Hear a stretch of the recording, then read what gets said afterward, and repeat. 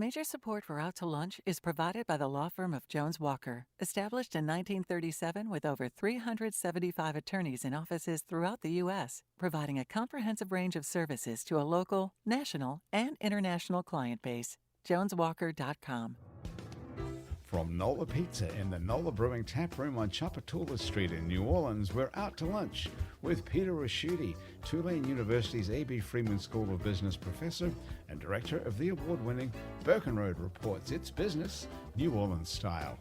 Hi, I'm Peter Raschuti. Welcome to Out to Lunch. There was a time in the U.S., not all that long ago, when all of us fell into a few very homogeneous groups. You were either an employer or an employee. There was no such thing as a gig economy worker or a startup entrepreneur. Very few people were openly members of any of the categories L, G, B, T, or Q, and nobody referred to themselves as neuro-divergent. If you go back to our own memories of childhood, do you remember a time when you thought you didn't fit in? You probably do, because in reality, there is nothing objective to fit into. We learn to become what is expected of us, or we did. Today, we have a far greater freedom to become the person we truly want to be. And instead of trying to beat creativity and idiosyncrasies out of people, we see the wisdom of equipping atypical individuals with skills that let them function while retaining their individuality. That's Adela Baker's job. Adela is CEO of a company called Mind Coach NOLA. Mind Coach NOLA provides individual and group sessions to people Adela calls turbo thinkers. Turbo thinkers are folks who struggle with executive function skills and impulse management. A lot of Adela's clients are entrepreneurs and creatives. Adela Baker, welcome to Out to Lunch. Thank you. Nice to be here. Gabriel Flores started down the road to the million-dollar business he owns today when he was arrested for spray painting on the walls at Slidell High. Today, Gabriel is the owner of Inkwell Press. The Inkwell Press designs and produces screen printing and embroidery on a number of items, including T-shirts, professional workwear, promotional items like flags, koozies, glassware, and much more. An even greater connection to Gabriel's less than illustrious entree into the art world is his allied company, New Orleans Paint and Design. It's an acronym, NOPD, a tip of the hat to his original story, and even more ironically, the business itself is a mural painting company. You can see NOPD's murals all around New Orleans, including at Whole Food, the Ace Hotel, Margie's Grill, and in locally shot movies and TV shows. Gabriel Flores, welcome to Out to Lunch. Thank you. Great to be here. Adela, you have a business background. When your son was diagnosed with ADHD, you discovered there was no place for him to get the kind of all-around skills you believed he needed to succeed, not just in school, but in life. So being an entrepreneur, you got certified as an ADHD coach. You went on to build that training into a successful business with a team of 10 coaches working with school kids with ADHD. In the last few years, you've evolved the business from working with kids to working exclusively with adult patients, who you describe as turbo thinkers. So let's start there. Who exactly is a turbo thinker, and how would I know one if I am one? That's a great question. So, some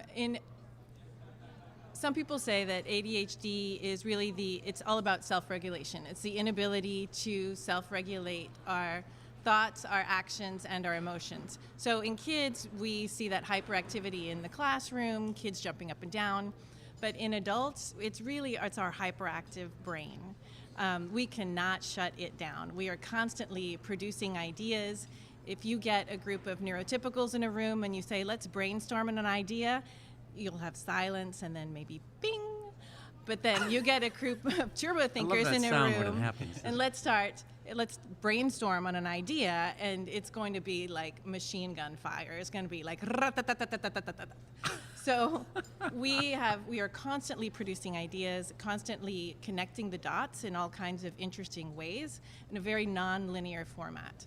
So instead of thinking in a very linear, consequential way, we are thinking in ways that some people describe it like fireworks, or like throwing paint on a wall, since we're talking about paint here as well. Which is so much better than machine guns. They yes, really are. Yes. So there's many other ways of looking at it. Now, Gabriel, after hearing your story about how you got arrested at Slidell High and later got kicked out of the TOPS program at LSU because it was underfunded, I Googled the saying, "Success is the best revenge." Apparently, it was Frank Sinatra who coined that observation. I believe he also said, "Alcohol won't cure your problems, but neither will water or milk." But, but that's not probably relevant here. In Sinatra's case, success certainly came with its own drawbacks. But essentially, he made a fortune doing what he always did, which was singing songs. In your case, success means something very different from spray painting walls. Success means running a company of 10 employees. You got into this business because you wanted to be an artist, and now you're a business person wrangling employees, liaising with clients, balancing books, and all the other demands that eat up a day when you're running a business. Are you loving being successful as a business person who's able to employ people, or is there a part of you that still wants to be the guy with the spray can? Well, yeah, I mean, I still am the guy with the spray can, so that's nice. That's a good part of it. But I would say that, I do get some fulfillment out of the fact that I have a trade and a skill set that I can share with my employees and that I can teach them. And it's also paying their rents and things like that, so that's nice.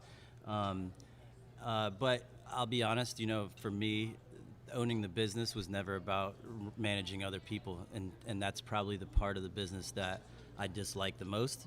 But what I've come to realize is if you train people really well, and if you impart enough knowledge to these employees that you have, that can afford you the time to focus on the art and the design and the things that you're more interested in, or in my case. So that's where I'm really at this point. It took me a long time because having no real experience or no education in business, it took me a long time to kind of feel my way through the dark to figure out how to get there, because I think it kind of comes natural for entrepreneurs to want to do everything themselves, right? And so it's kind of a hard thing to fight back, is where you relinquish control and start giving that ability to other people.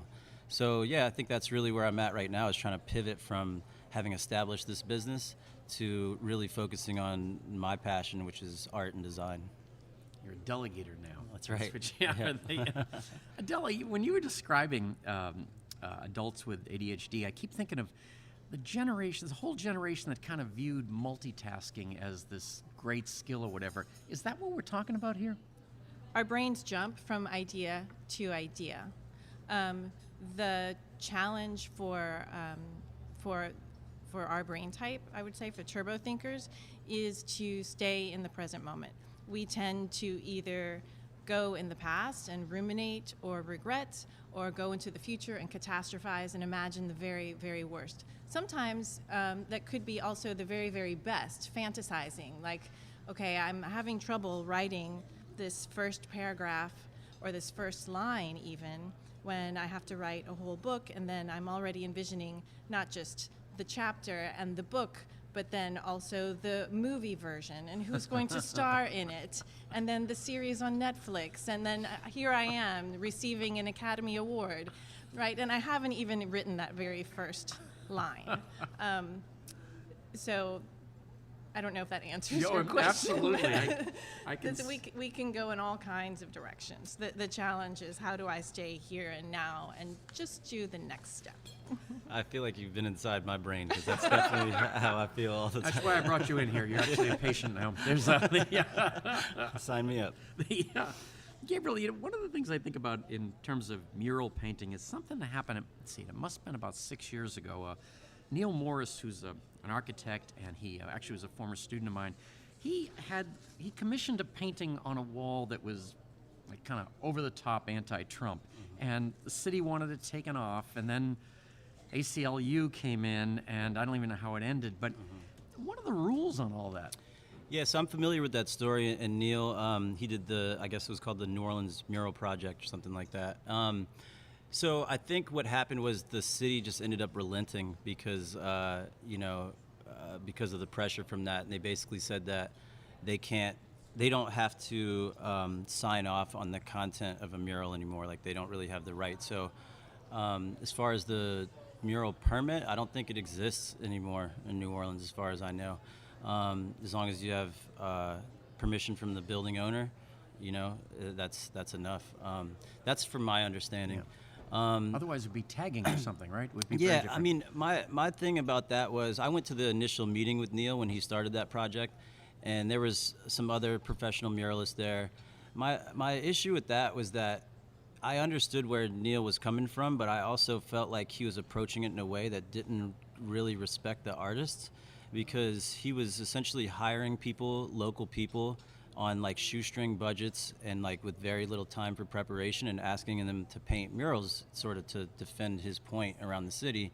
And then he would hire people from outside the city, like national artists, and pay them like real, commission, things like that.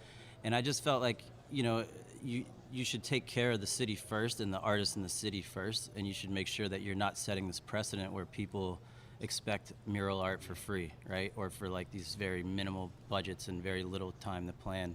So it was kind of a double-edged sword there. I think in essence, I understood what he was doing and I supported that, but the way he went about it, I was a little not super supportive of.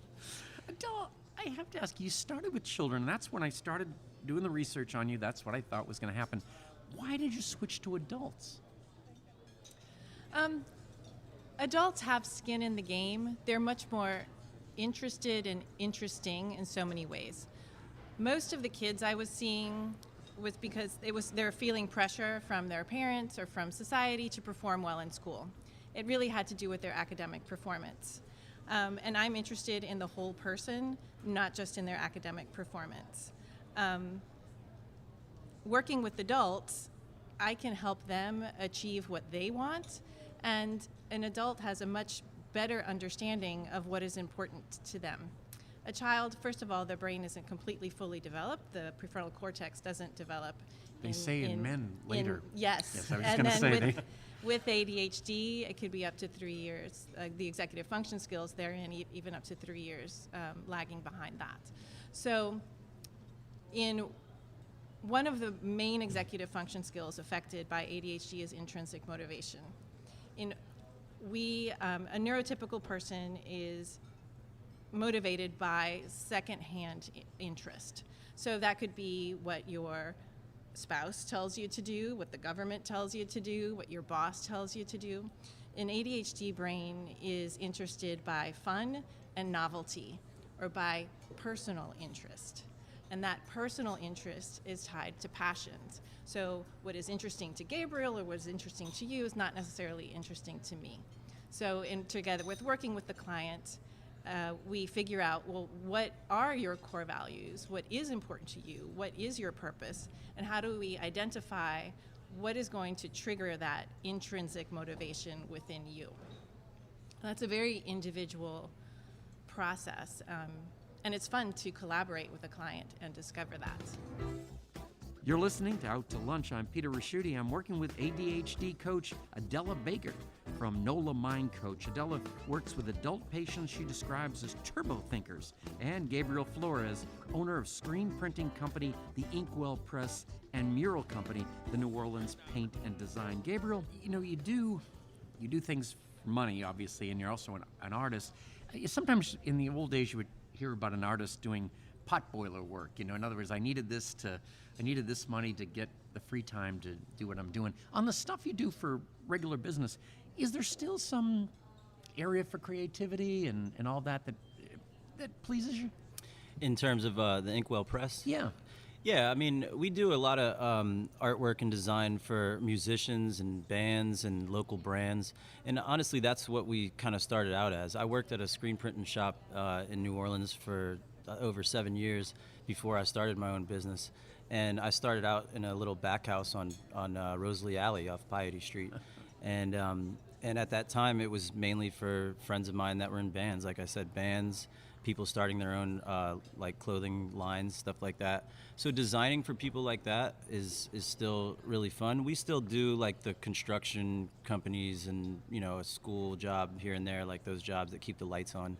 But for the most part, it's about supporting like what we call like the cultural economy.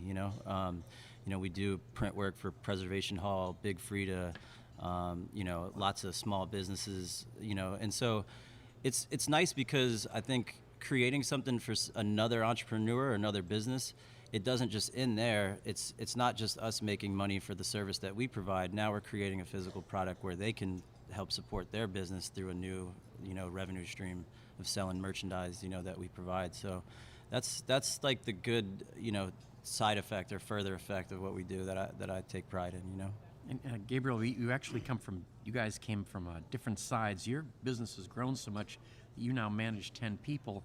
And I'm Adela, at 12 now, actually. 12, yeah. wow, there's two right on the stairwell here. We just met them.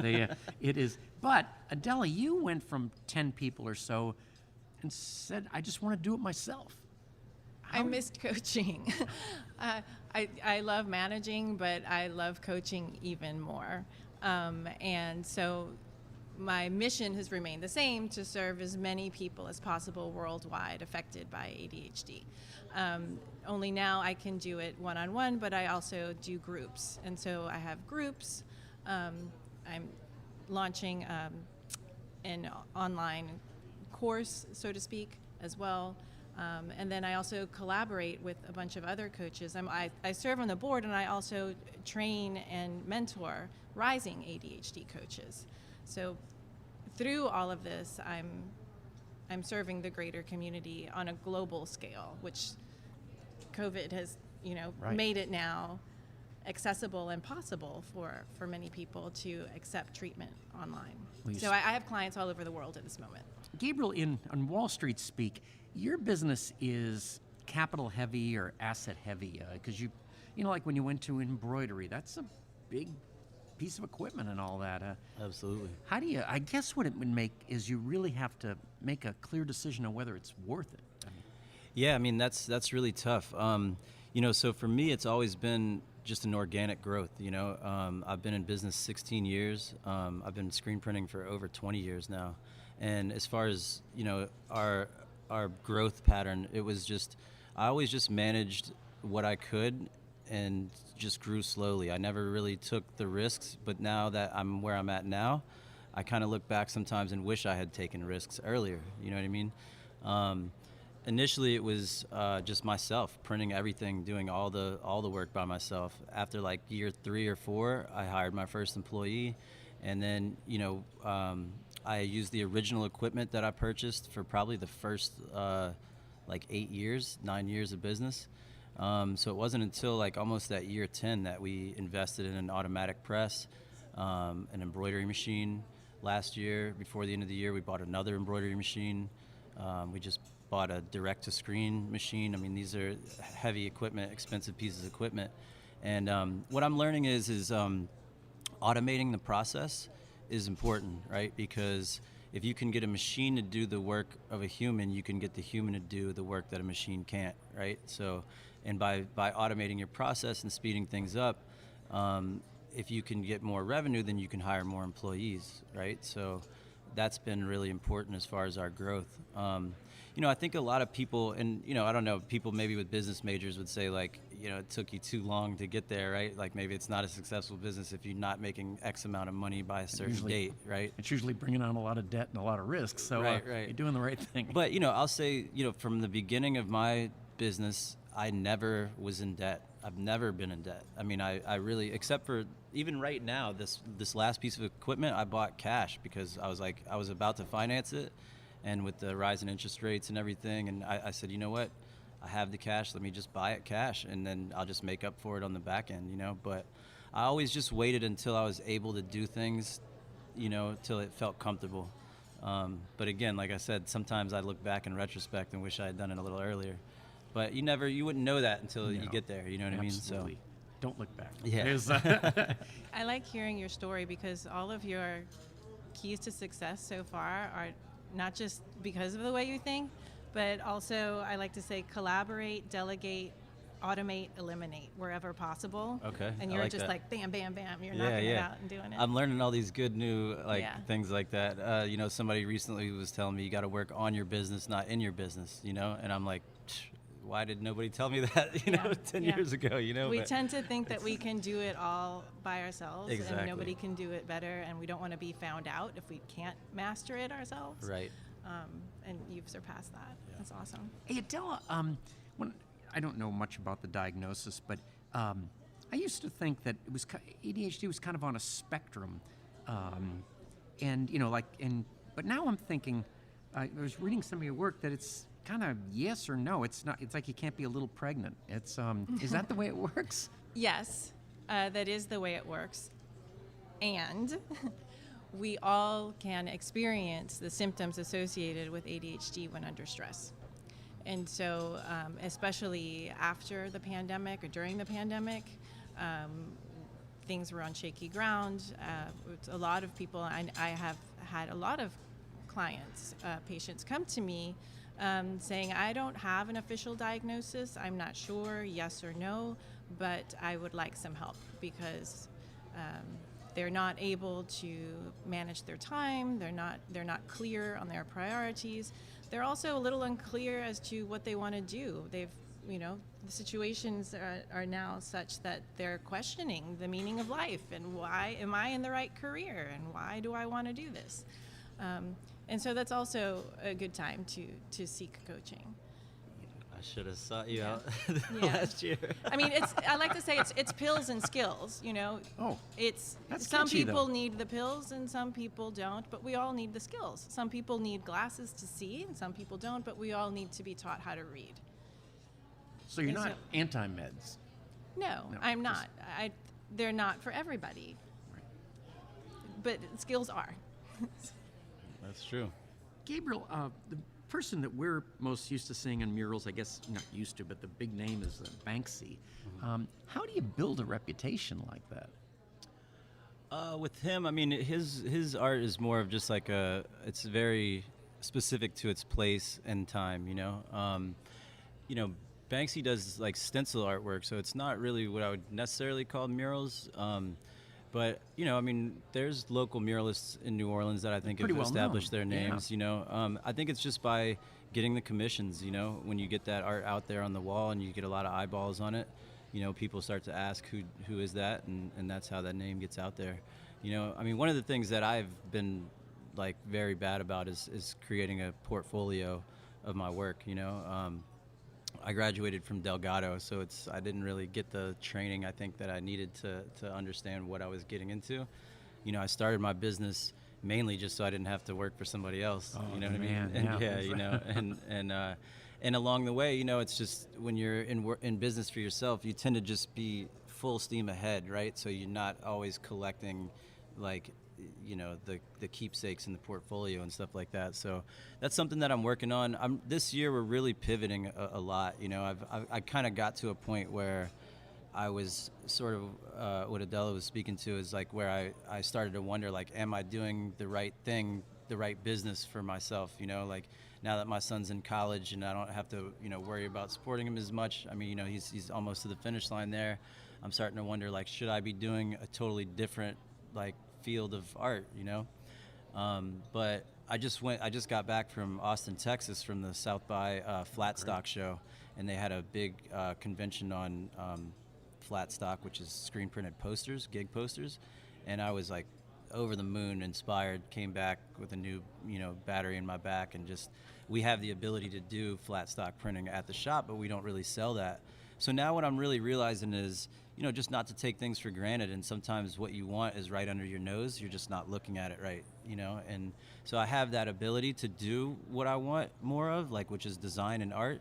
And I think by getting into this flat stock realm is going to allow me to segue into that and focus more on doing art and design and still do screen printing, at the Gabriel, I same hate to time. be the one to tell you, but it doesn't end when they're 18. Yeah. Yeah, it's in the brochure. If you go back, you can kind of see that. See, and you found a way to infuse novelty into it, which is going to feed your brain dopamine. Right. I like that. Can you just buy dopamine? That seems to be the best idea. Hey, we have great pizza here. I love the pepperoni and dopamine. I just love that one. Adela, this is in terms of judging success. How does a turbo thinker actually stop turbo thinking? Is that where drugs come in, or what happens? That's a good question. Do we ever want it to stop? Oh, because there is some upside. We don't want to cure anybody. I don't fix Okay. people. There's nothing wrong with ADHD brains. In fact, thank God for their existence. The world would be an extremely boring place without them.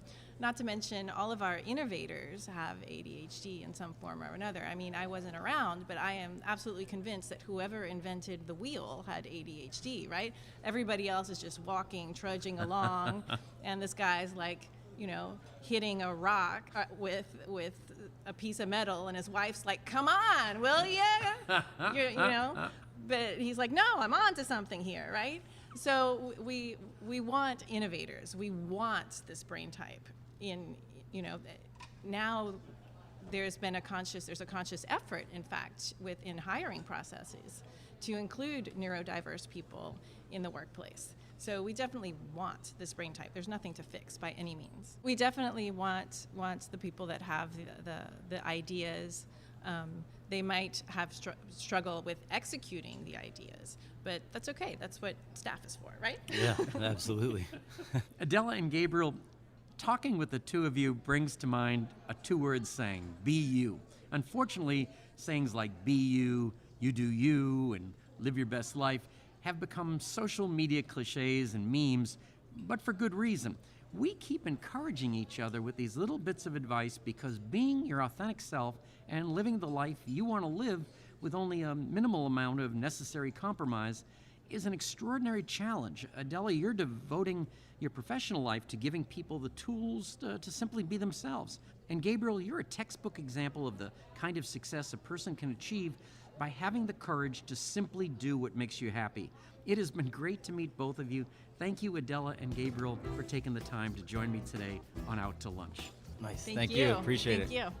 My guests on Out to Lunch today have been Adela Baker, certified ADHD coach and CEO of Mind Coach NOLA, and Gabriel Flores, founder and owner of the Inkwell Press and New Orleans Paint and Design. We edited this show to fit into the time slot here on WWNO.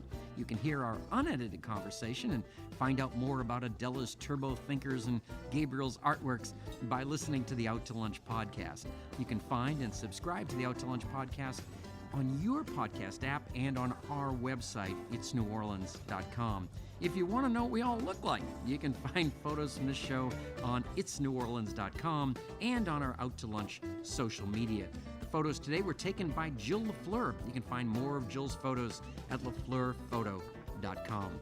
Out to Lunch is a production of INO Broadcasting for itsneworleans.com and WWNO 89.9 FM. The producer of our show is Grant Morris, our technical producer is Eric Merle, and our researcher is Maggie Mendel. I'm Peter Raschuti. Thanks for joining me. I look forward to meeting you again next week around the lunch table for more business, New Orleans style, on Out to Lunch. Out to Lunch was recorded live over lunch at the NOLA Brewing Tap Room, 3001 Chapatula Street, open 7 days a week. NOLA Brewing Tap Room has a wide variety of craft beers and authentic hand-tossed New York-style city pizza by NOLA Pizza. More information is at nolabrewing.com. Major support for Out to Lunch is provided by the law firm of Jones Walker, established in 1937 with over 375 attorneys in offices throughout the U.S., providing a comprehensive range of services to a local, national, and international client base. JonesWalker.com. And by Basics Women Gym and Basics Underneath Fine Lingerie. Mitchell Foreman wrote and performs all the music on Out to Lunch. You can hear Mitchell's music anywhere great jazz is sold or streamed, and at mitchellforeman.com. If you'd like to be part of Out to Lunch, to learn how your business or organization can become an Out to Lunch program partner, email info@inobroadcasting.com.